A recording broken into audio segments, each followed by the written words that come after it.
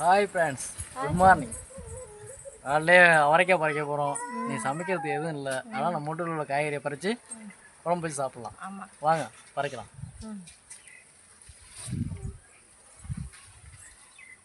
கூடங்க ஆதி தூக்கிட்டு போயிட்டான். ஆதி எடுத்துகிட்டு கூட எடுத்து.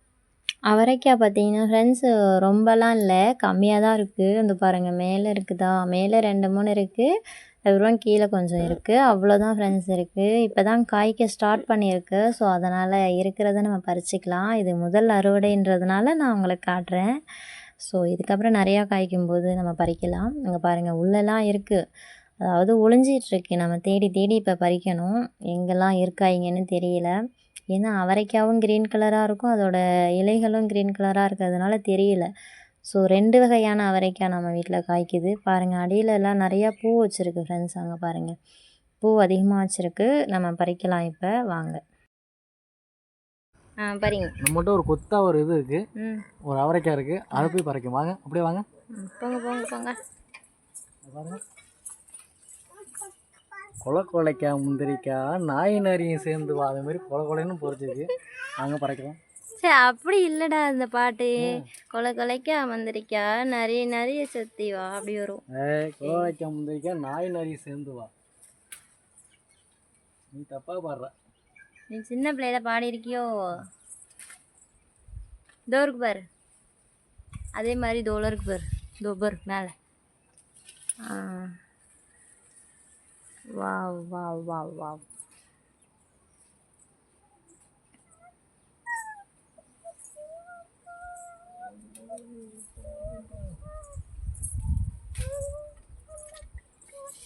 இங்கிட்ட எங்கே பார்த்தா தருவா.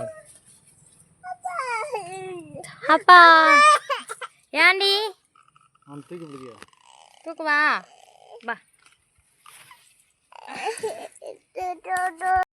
இது பார்த்தீங்கன்னா நம்ம வீட்டுக்கு பின்னாடி சைடு ஃப்ரெண்ட்ஸ், வயல் சைடு. செம்பருத்திலாம் அவ்வளோ அழகாக பூத்துருக்கு பாருங்களேன். இதெல்லாம் பறித்து நம்ம வீட்டு பூஜை ரூமில் தான் நம்ம வைப்போம்.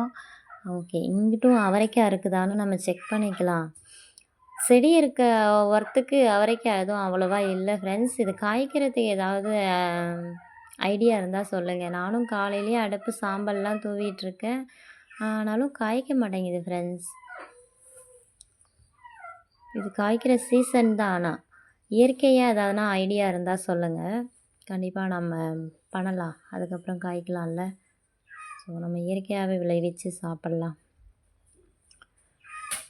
2 வகையான அவரைக்காய், நல்ல கொடி, நல்ல க்ரோத் நல்லா இருக்குது. ஆனால் காய்கள் தான் இல்லை, கஷ்டமாக இருக்குது ஃப்ரெண்ட்ஸ். உங்களுக்கு எதுனா தெரிஞ்சால் கண்டிப்பாக நம்ம கமெண்டில் சொல்லுங்கள் ஃப்ரெண்ட்ஸ். பாருங்கள் முள்ளெல்லாம் அள்ளி போட்டு வச்சுருக்கேன். மாடெல்லாம் வந்து அறுத்துட்டாங்க இல்லையா, அதுக்கப்புறம் மாடெல்லாம் வரும்னு.